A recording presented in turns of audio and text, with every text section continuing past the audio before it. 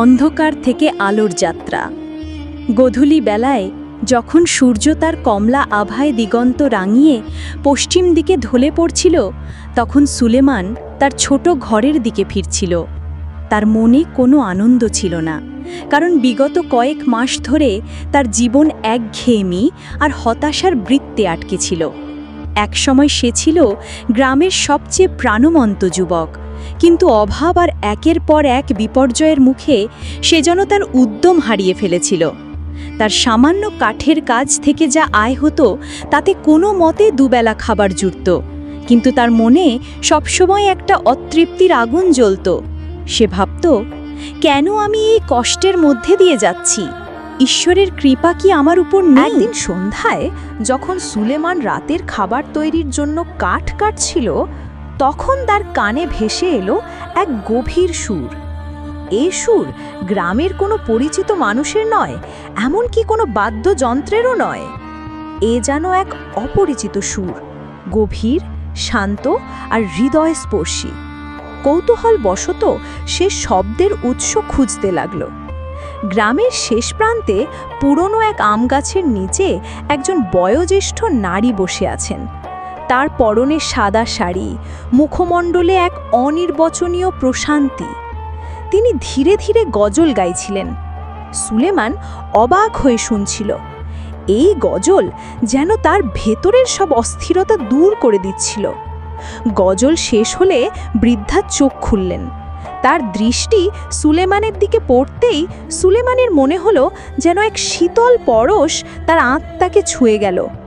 বৃদ্ধা মৃদু হেসে বললেন, তোমার কি কিছু বলার আছে যুবক? সুলেমান দ্বিধাগ্রস্তভাবে বলল, আমি শুধু আপনার ভজন শুনছিলাম। এত সুন্দর ভজন আমি আগে শুনিনি।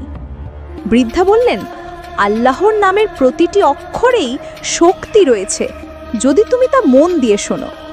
সুলেমান সাহস করে বলল, আমার মনে অনেক প্রশ্ন মা, আমি বড় অস্থিরতায় আছি। মনে হয় ঈশ্বর আমার উপর রুষ্ট।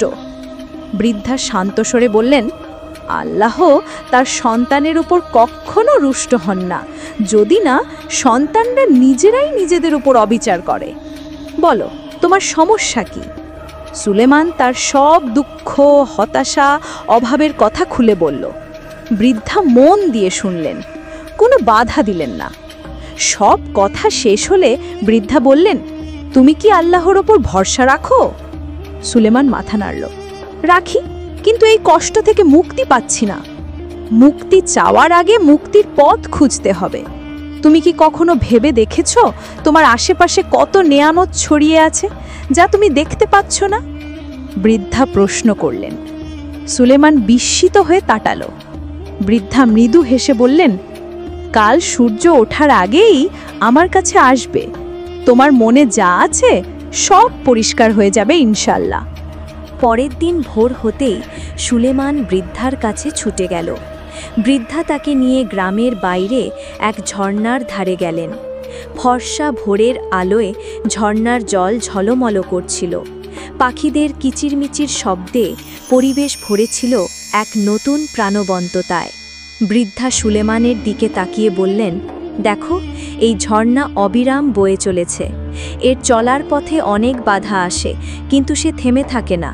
তোমার জীবনও এই ঝর্ণার মতো, বাধা আসবেই, কিন্তু তোমাকে থেমে থাকলে চলবে না। এরপর বৃদ্ধা সুলেমানকে নিয়ে গ্রামের বিভিন্ন জায়গায় ঘুরলেন। একজন কুমোরকে দেখালেন যে কঠোর পরিশ্রমে মাটির পাত্র বানাচ্ছে।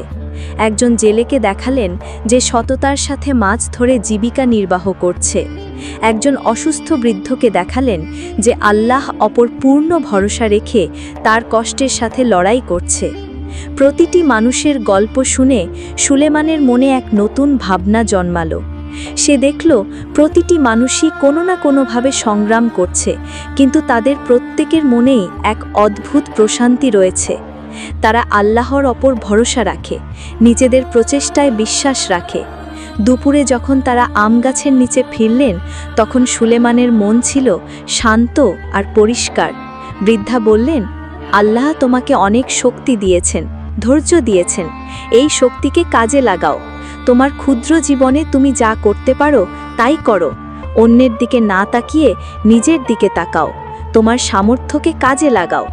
আর সবচেয়ে গুরুত্বপূর্ণ কথা, বৃদ্ধা যোগ করলেন, আল্লাহ অপর পূর্ণ ভরসা রাখো। তুমি যখন নিজের সর্বোচ্চ চেষ্টা করবে, তখন আল্লাহ তোমাকে সাহায্য করবেনই। তার কৃপা থেকে কখনো নিরাশ হইও না। তোমার প্রতিটি ছোট কাজ যদি তা আল্লাহ সন্তুষ্টির জন্য হয়, তবে তা ইবাদত। সুলেমান গভীর নিঃশ্বাস নিল। তার মনে হলো যেন এক ভারী পাথর তার বুক থেকে নেমে গেল। সে বৃদ্ধার হাতে হাত রেখে বলল, মা, আপনি আমার চোখ খুলে দিয়েছেন। আমি ভুল পথে হাঁটছিলাম। আমি এখন বুঝতে পারছি আল্লাহর কৃপা সবসময় আমার সাথেই ছিল, আমিই তা দেখতে পাইনি। সেই দিন থেকে সুলেমানের জীবন বদলে গেল। সে তার কাঠের কাজে আরও বেশি পরিশ্রম করতে শুরু করলো। শুধু নিজের জন্য নয়, আশেপাশের দরিদ্র মানুষদেরও সে সাহায্য করতে শুরু করলো। তার চেহারায় পুরনো হাসি ফিরে এলো। তার মনে কোনো হতাশা ছিল না, ছিল শুধু আল্লাহর ওপর পূর্ণ ভরসা আর এক নতুন পথের দিশা। সে বুঝতে পারল সুখ কোনো বড় প্রাপ্তির মধ্যে নেই। সুখ নিহিত আছে আল্লাহর ওপর ভরসা, নিজের প্রচেষ্টা আর অন্যের প্রতি ভালোবাসার মধ্যে। আর সেই দিন থেকে সুলেমান হলো অন্ধকার থেকে আলোর যাত্রা, যে তার নিজের জীবনে আলো খুঁজে পেল এবং সেই আলোয় অন্যদেরও পথ দেখা।